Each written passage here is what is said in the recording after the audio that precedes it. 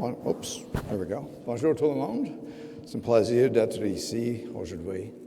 It's a warm Winnipeg welcome, which, of course, the weather doesn't quite measure up to the warm Winnipeg welcome, but it's coming, I promise. That's my first forecast for the day. Thanks very much for all being here. That's a pretty big crowd. I wonder who's managing the branches. I hope somebody is. Well, when most people think about the Bank of Canada, the first thing that comes to their mind is usually interest rates, right? But we do have other responsibilities, and that would include issuing safe and secure banknotes, such as the new $10 note, which features Viola Desmond.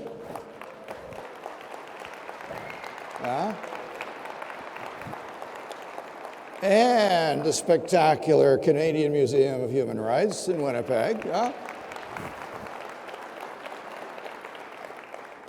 So we're very proud of this thing, as you can imagine.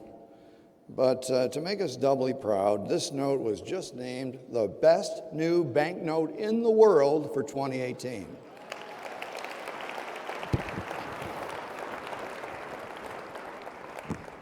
So thank you very much for coming today. It's been a real pleasure.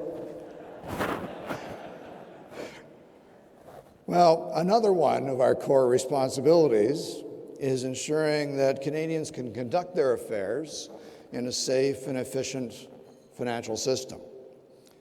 And as one of the pillars of that system, Canada's credit unions share in that responsibility. Now, by safe, we mean a system that is resilient to risks and where those risks are shared in a desirable way. By efficient, we generally mean competitive. And credit unions bring an important competitive edge to Canada's financial marketplace. Now, the forces of competition drive pricing for financial services, of course, but they also drive consumer choice. Consumer choice in financial services. More choice means more flexibility. It means greater ability to adjust when conditions change. Now, this concept of flexibility is very important to the functioning of our economy, and therefore, it's very important to us at the bank. Now, the most important financial decision that most Canadians make is the decision to purchase a home, and, of course, to take out a mortgage in order to do so. Now, after you sign on the dotted line, circumstances can change, posing risks for borrowers, posing risks for lenders, and of course, posing risks for the financial system as a whole. Financial flexibility and optimal risk sharing can help people adapt to changes in their circumstances and help the overall economy adjust to shocks. Recent changes to our mortgage system, though, have brought these issues to the front of the line in public debate. So in my time with you today, what I want to talk about is how Canada's housing markets have been adjusting to economic forces and to recent administrative changes. And then I want to speculate on how our mortgage market could evolve to offer more choice for Canadians, more flexibility for the economy, and less risk overall. Now, we don't have a single housing market in Canada, even though we always talk about it. Rather, what we have are several regional markets. Each one of those has certain national forces in common, such as changes to mortgage lending guidelines or past increases in interest rates. But each also has unique local influences on supply and on demand. And this would include provincial and municipal housing policies. Now, for the past 4 years, we've essentially been following 3 different housing stories here in Canada.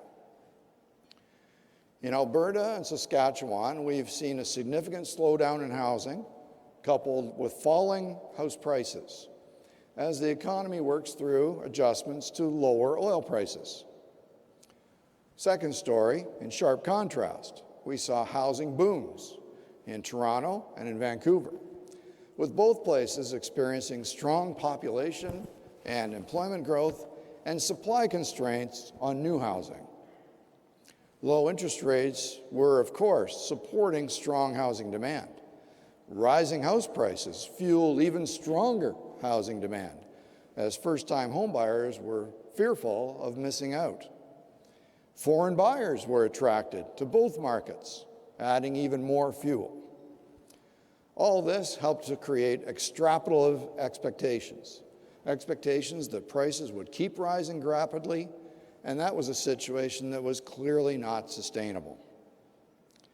The third housing story, which basically took place everywhere else, attracted almost no attention because it basically looked normal, driven by solid employment growth and historically low interest rates.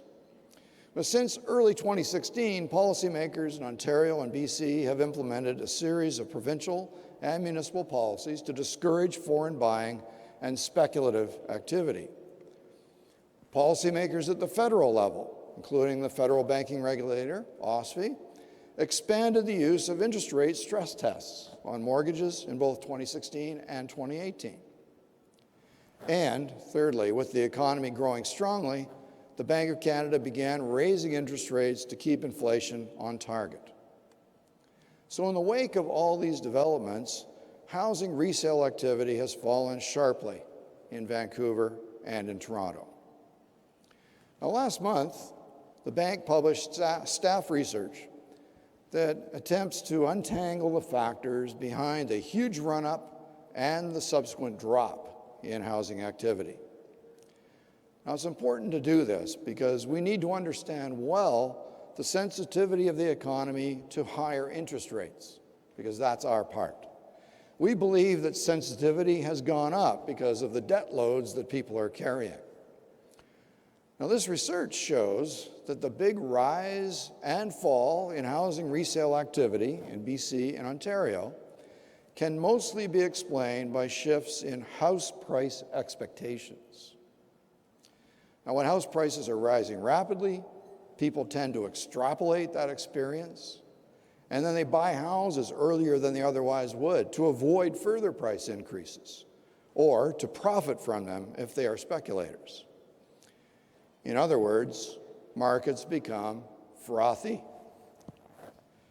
However, when those price expectations are revised down, the demand for houses can cool very suddenly. And this is what has happened. Now, the trigger for that revision in price expectations could be anything and could include new taxes on foreign buyers, stricter mortgage guidelines, rising interest rates, or simply that rising prices eventually created an affordability roadblock for more and more people. But what we take from this is that it is not higher interest rates or changes to mortgage lending guidelines that have had the greatest effect on housing demand. Rather, it's their interaction with the froth that matters the most. How much a housing market adjusts when there's a change like that depends on how much froth there is. Now, supporting this conclusion is the fact that many other markets across the country look very healthy. Resale activity has been solid in places as diverse as Halifax and Moncton, Montreal, Ottawa, and more recently right here in Winnipeg.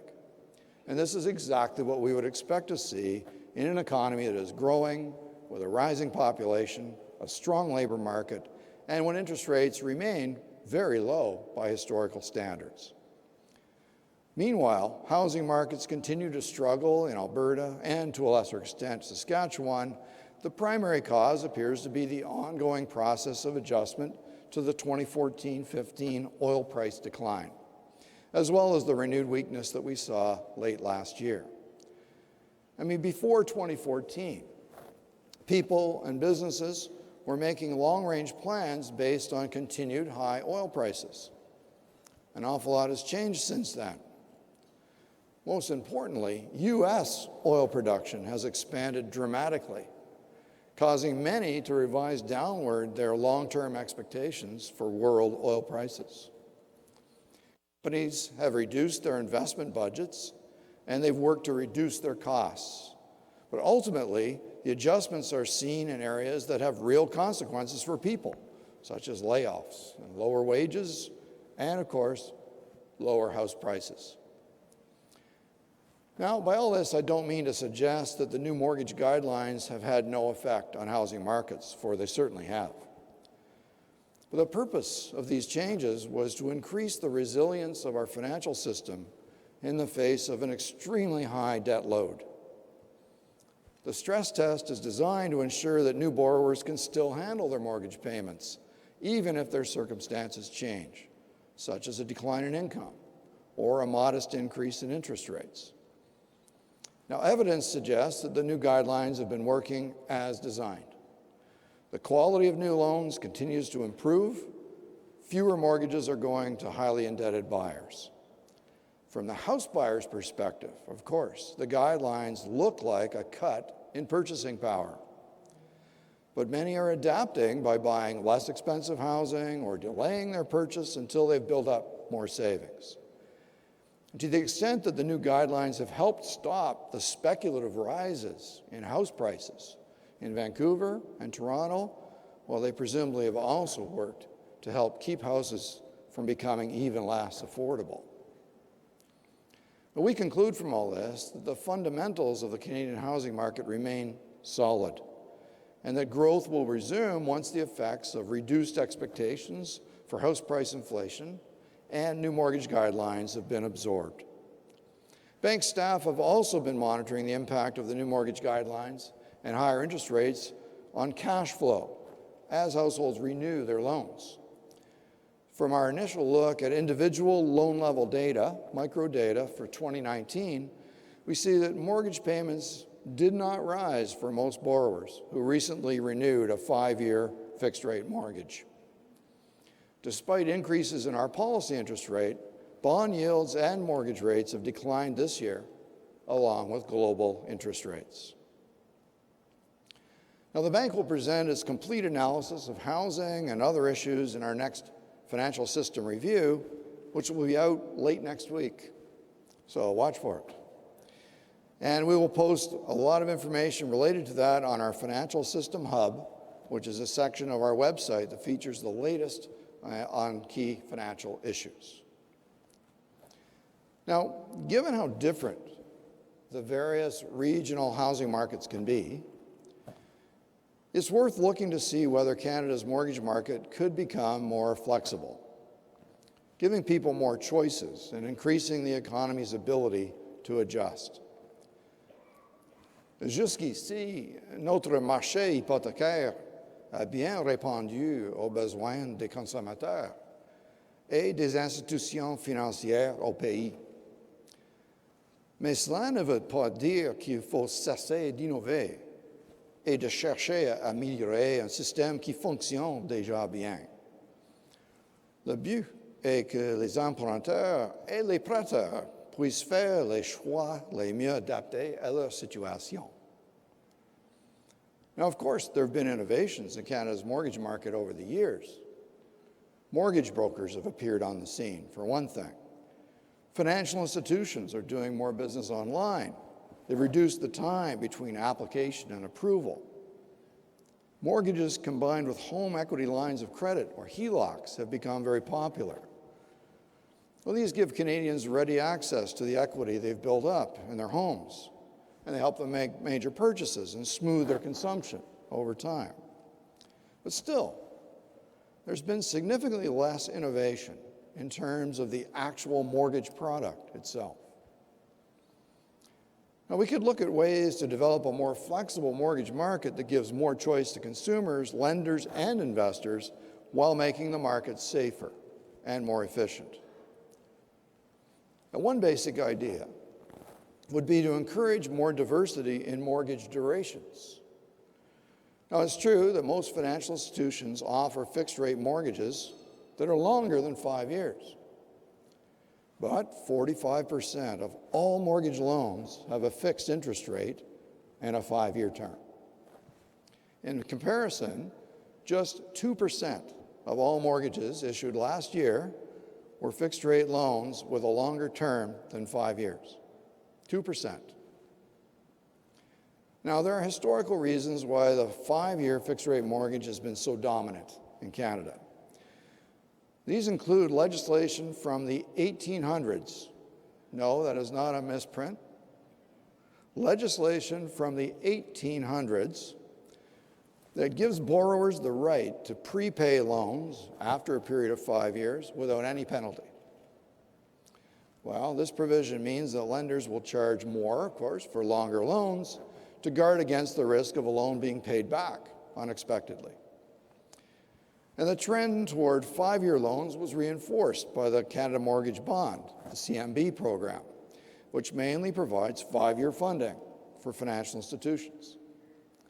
Still, there are compelling reasons why it would be helpful to make more use of longer duration mortgages. From the consumer's point of view, a longer term means they face the risk of having to renew at higher interest rates less often. The longer the term, the fewer renewals take place over the life of the mortgage. And of course, a longer-term mortgage will carry a higher interest rate, but some home buyers might be willing to pay more to lower their risk. And a longer-term mortgage might not be much more expensive in the long run, depending on the details of the loan and the prepayment penalties that may apply.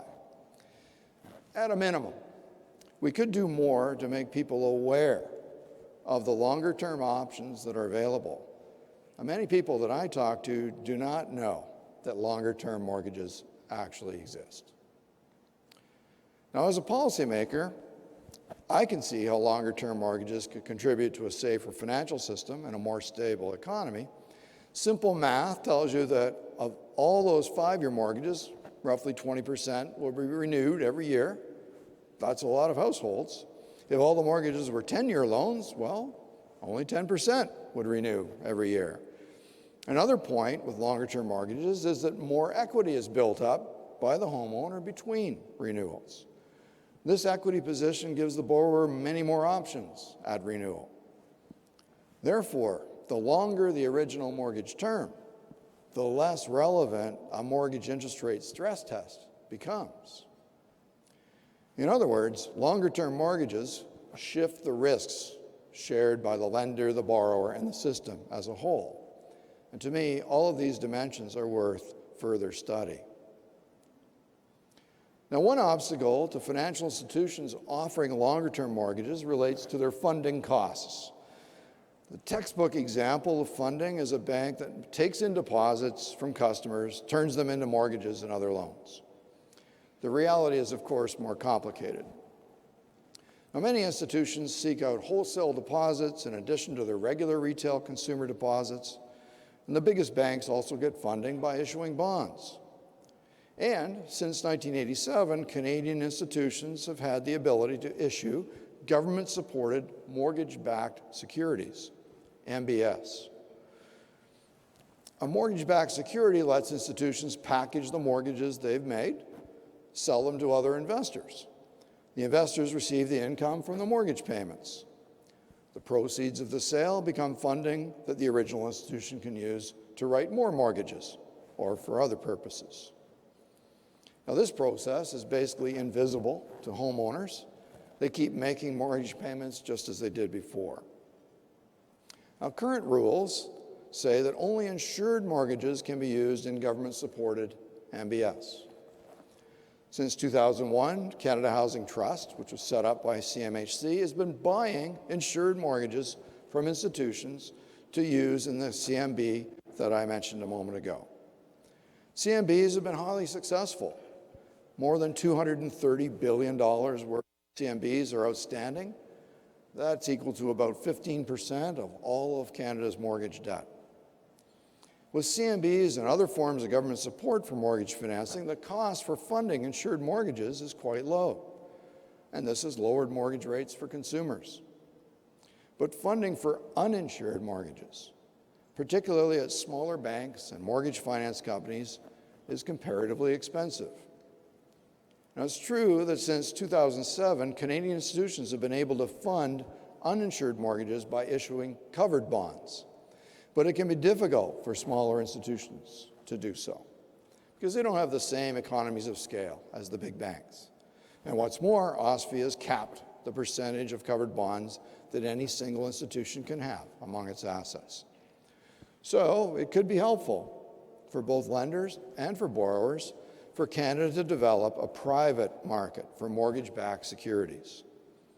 This could be a much more flexible source of longer-term funding for uninsured mortgages, particularly those issued by smaller banks, credit unions, and mortgage finance companies.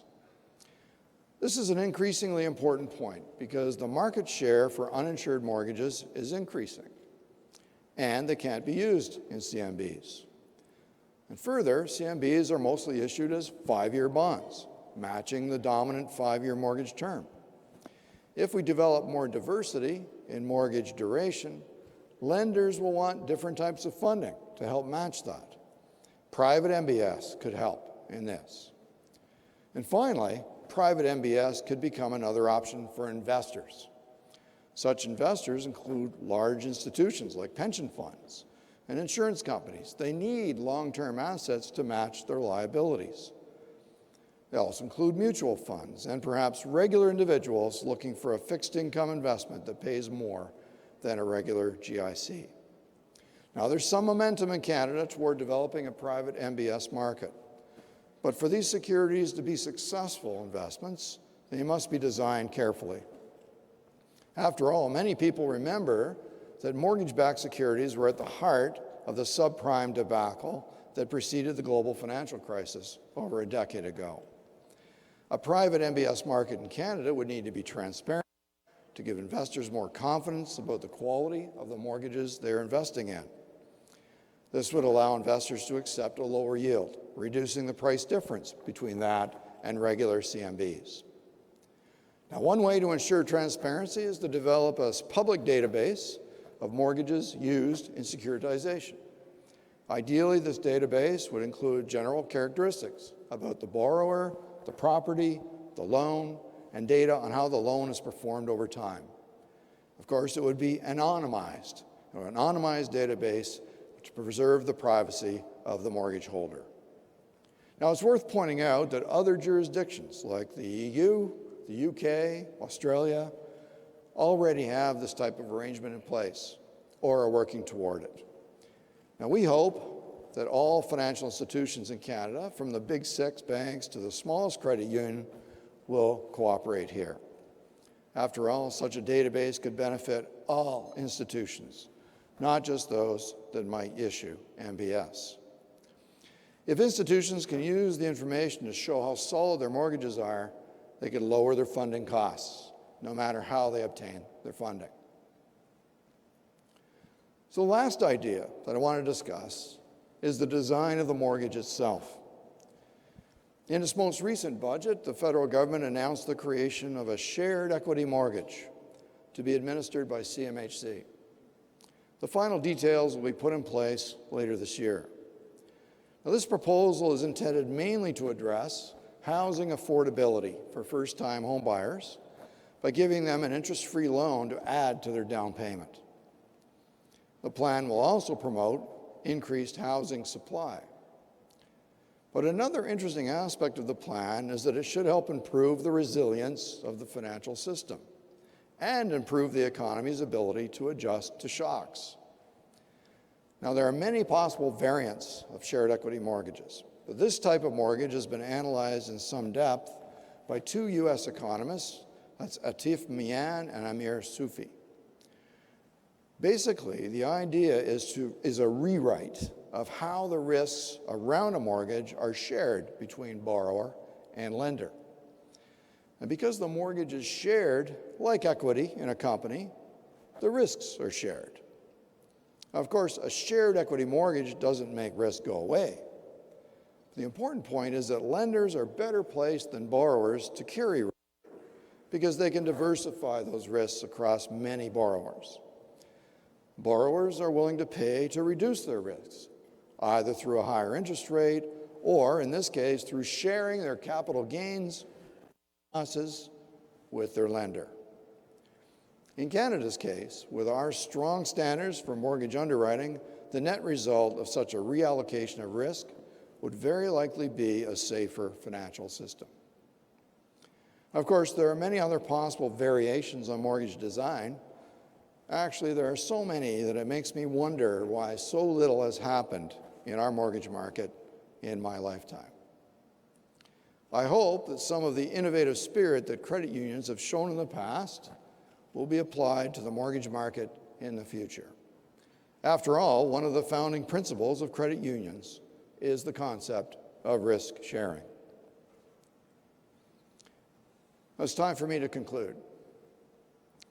The Bank of Canada's mandate is to encourage a safe and efficient financial system, one that evolves to foster resilience, promote flexibility, and allow people to make choices that are right for them. Le marché du logement et des prêts hypothécaires sont au cœur de notre système. La Banque du Canada continue de surveiller de près l'ajustement des marchés du logement à plusieurs facteurs, soit la récente modification des politiques de logement provinciales et municipales, les nouvelles lignes directrices sur les prêts hypothécaires et les hausses passées des taux d'intérêt. Housing and mortgages are the heart of our system. The Bank of Canada is continuing to watch closely how housing markets are adjusting to the combination of recent provincial and municipal housing policy changes, the revised guidelines for mortgage lending, and past increases in interest rates. Some previously frothy markets are still adjusting to a significant shift in price expectations, while other markets appear to be operating in a manner consistent with market fundamentals. As markets stabilize in Toronto and Vancouver, the Canadian housing sector should return to growth overall later this year. The regional nature of our housing market highlights that all of us should be looking at ways to improve the safety and efficiency of our mortgage market. More choice for borrowers, more ways for lenders to diversify risks are desirable. To be clear, the system is not broken. It has served Canadians and financial institutions well, but we should not stop looking for improvements. And I invite all of you to join this effort. I thank you very much.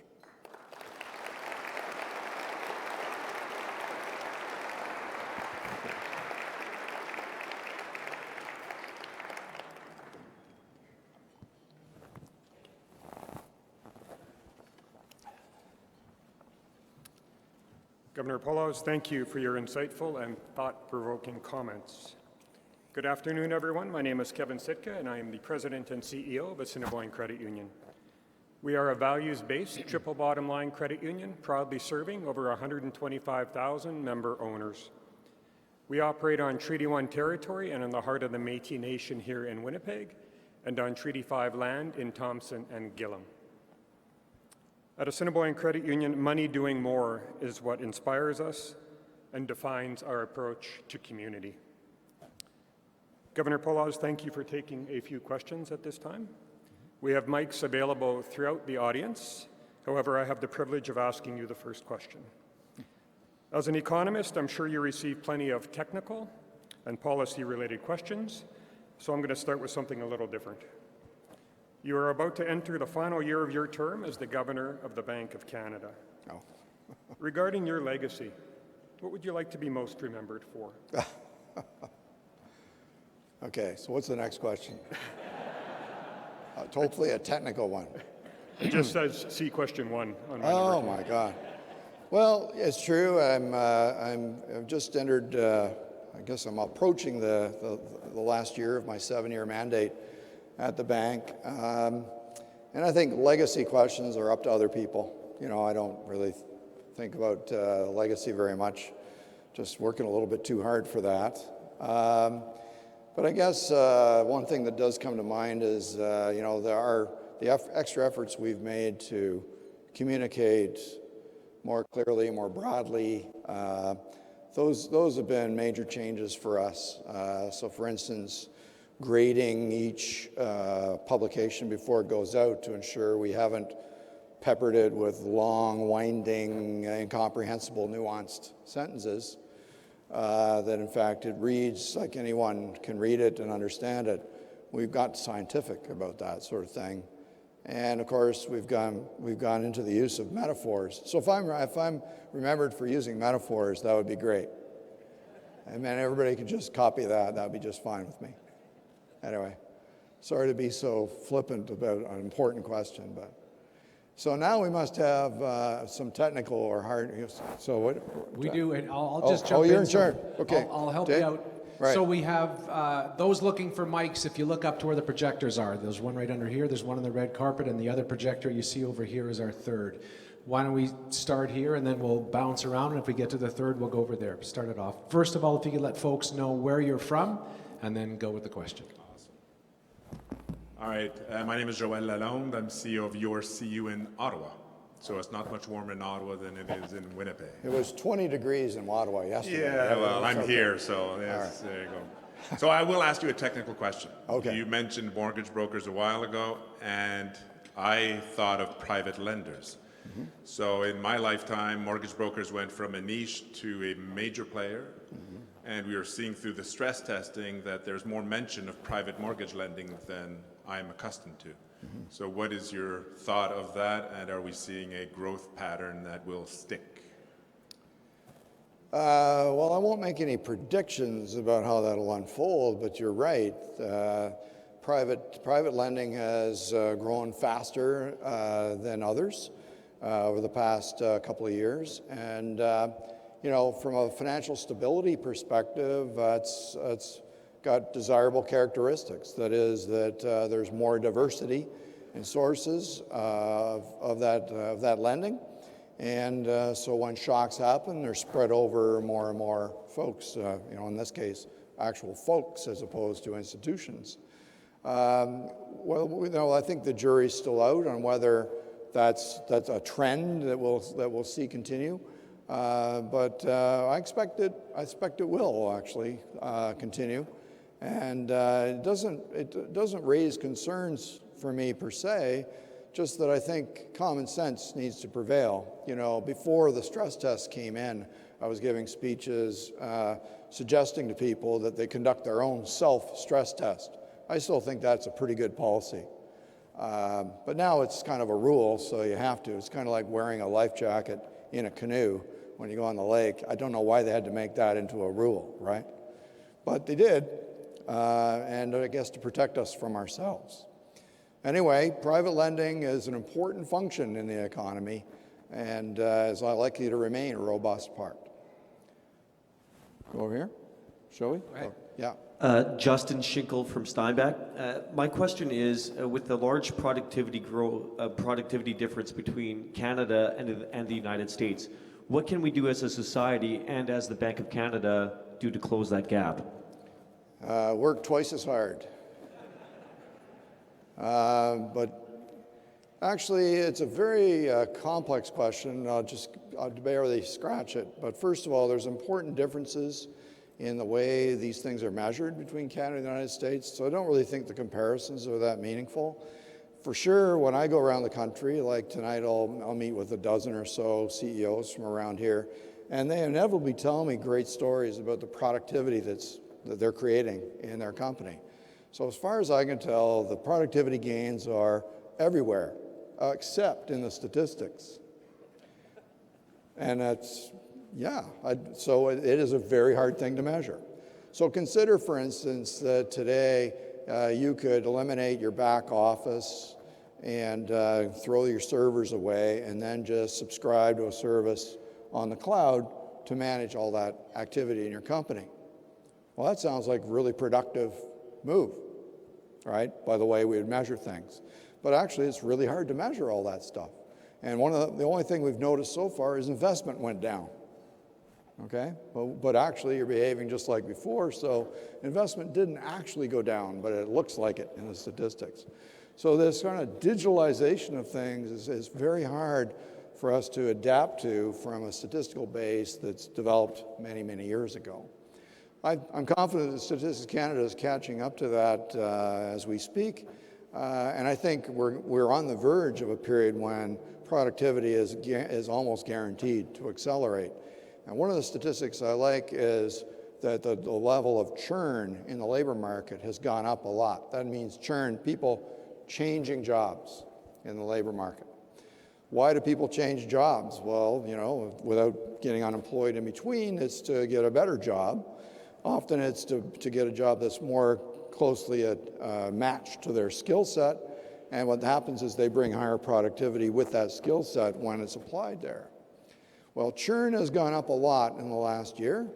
And the other thing we've noticed from the micro data is that the average wage increase for someone who changes jobs without being unemployed in between is 12%. Now you know there's got to be productivity attached to that. No company is going to give somebody a 12% raise if, you know, we're not getting the productivity to go with it.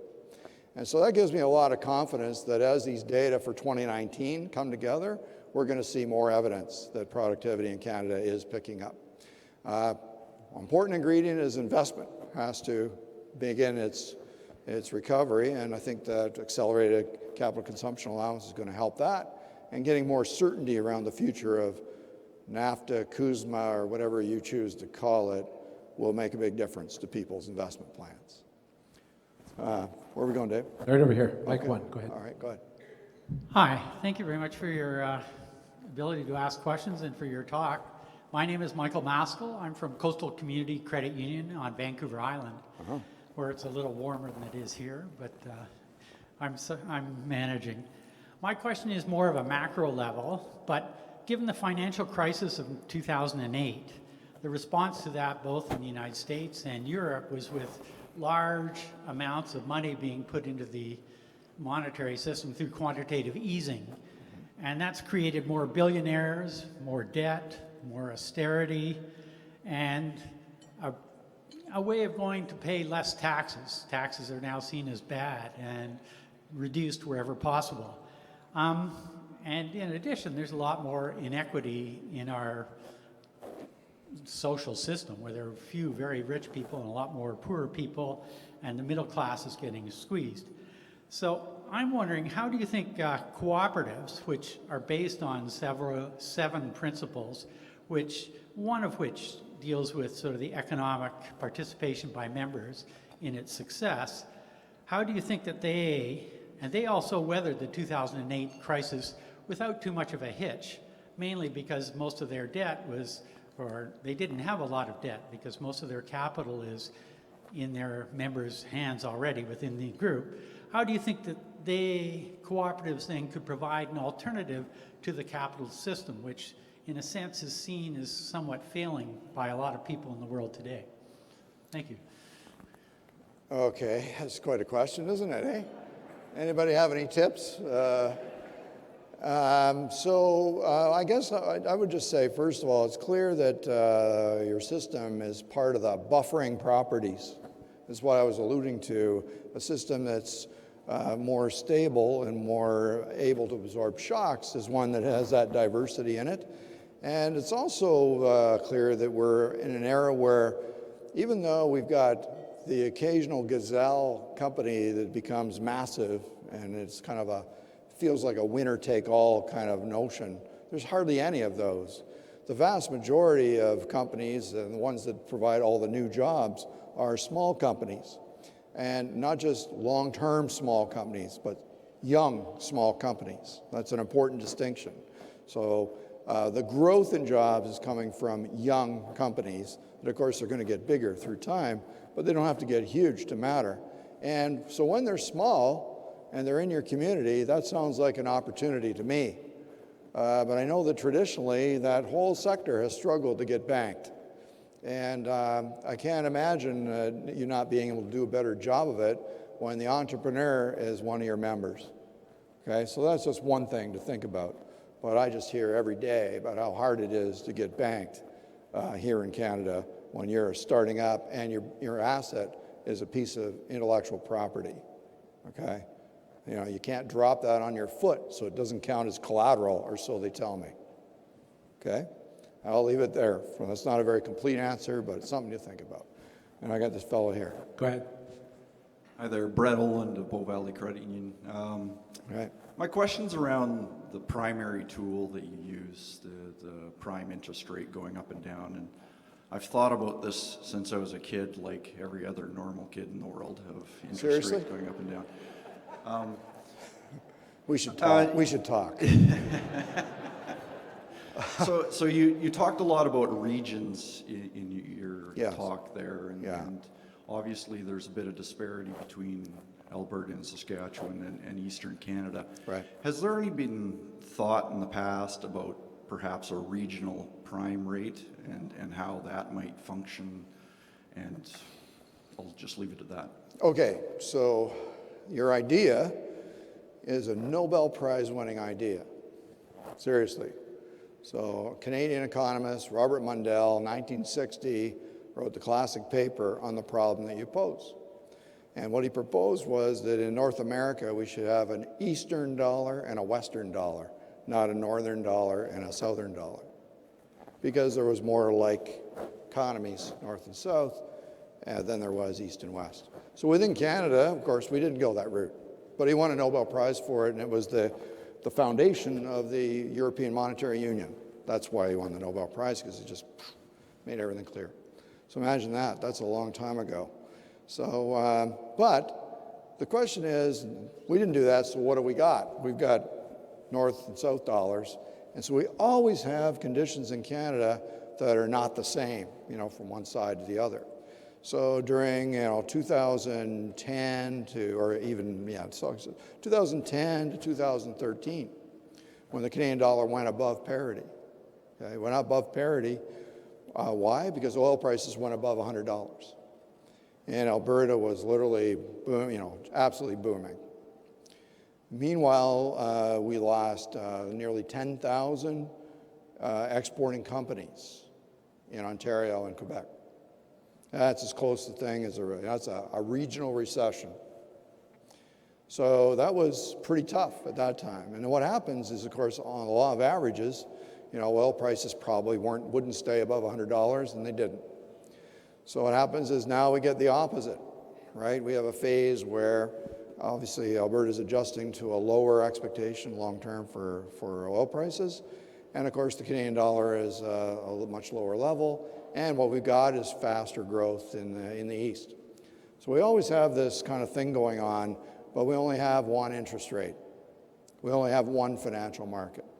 Having one in the East and one in the West would be a bit like trying to make your bathtub deeper at one end than on the other. Okay, it's really, I've tried that, it does not work. And I don't want to make fun of your question because it's a real question. What happens though is that the economy adjusts to those underlying shocks in the way I've described in my talk, which is that the costs of doing business in Alberta are being ratcheted down as people have an incentive to really reduce those costs. And that's meaning they can make money at lower oil prices now than they could 5 years ago. That's progress, that's productivity. And meanwhile, housing, which is an important cost like for recruitment and for people, it's declining in price. It's part of the mechanism that kind of flattens things out between the two sides. And I know it's unfortunate, but really the monetary policy is not in place to alleviate any of that. It's the rest of government policies that, the equalization payments and EI payments and tax changes, those are the things that help to buffer those things through time. So I'm sorry, but I'm confident that the dynamics are in play, that we're headed for a place where we're all coherent, going at the same place. One of the things I've said recently is, like, investment is being pared back in Alberta for obvious reasons. Once that, they've told us they're going to probably reduce investment spending by close to 20% this year compared to last year. Once they've done that, then what happens is organic growth resumes from that new place. And that organic growth can be facilitated by rail car investments, of course, and of course, Line 3, right? And we hope Trans Mountain. So those steps take that base and allow it to grow further. But never forget that the oil business is worth $80 billion a year. That's a huge base for the Canadian economy. What we're talking about here is slower growth for a while, right? Not that it goes away. It's a fantastically important part of the economy. So I hope that gives you something to think about. It's maybe not the best answer I've ever given. If I get one more question where I can land on a... Hopefully Okay. it's a yes/no question, and then we'll be set. Let's do All right. one more here. All right, we're going to be a short one, eh? Hi, it's John Olinsky from Luminous Financial. I wanted to thank you for your remarks, especially the last one where you said we should be innovative with our approaches to mortgages. Right. Should our regulator ever question me, I'm going to say the Governor of the Bank of Canada told us to be innovative. So I Right. thank you for that. I'm happy to talk to them. Yeah, I might ask you. But on a serious note, I had a question, and it's related to CMHC's recent approach of paying dividends. So in 2017, they paid a special dividend of $4 billion to the Government of Canada. They've been paying about $1 billion a quarter. In April, it's about $500 million. So I'm going to use your analogy of life jackets because I like that. So the majority of mortgages written under CMHC were written without the requirement to wear a life jacket. Yet that arm is saying we're so comfortable and confident in these loans, we can pay a dividend out of CMHC to the federal government. Today you're saying we need to be careful, we need to be thought through our stress test to the point where stress testing mortgages where people have 20% down. I'm just wondering, is that not conflicting policy advice and approaches from two arms that should be rowing in the same direction? No, I can assure you there's no conflicting policy advice whatsoever in that. So I think that it's true. Given what we've been through, we have to remember that we have a very significant vulnerability that we're carrying and will carry for a long time. The debt-to-income ratio here in Canada, 170% thereabouts. That doesn't mean everybody's got that much, but of course the people who are indebted have a lot. 1/3 of Canadians have no debt whatsoever, so that tells you how it's all kind of concentrated. And it's, of course, completely related to high house prices, right? So we know that there's assets to match it. We have very good underwriting, did before, still do, and I think that we can weather significant storms. But it just means that if there is a shock that affects the Canadian economy, the effect is likely to be magnified because of that stock of debt. That's why we call it a vulnerability. But the fact is that arrears rates are extremely low. It always has been. We get these little upticks and we get these huge headlines about them, but no one mentions how low they are, just that they've ticked up. That's a little strange, actually. We should all have a lot of confidence in that system. How CMHC's money is, where it's stored and all that stuff, well, that's a government decision. It's just... that's just money, and if they ever needed some, they could get some from the government. So it's not an issue like that. I think it's a completely separate issue, how the government decides where to keep its resources. That's all. Before we let you go, can we bring Kevin Sitka up here one more time? He's the sponsor of this whole thing. He paid and cooked everyone's lunch by himself. Can we welcome him back to the stage?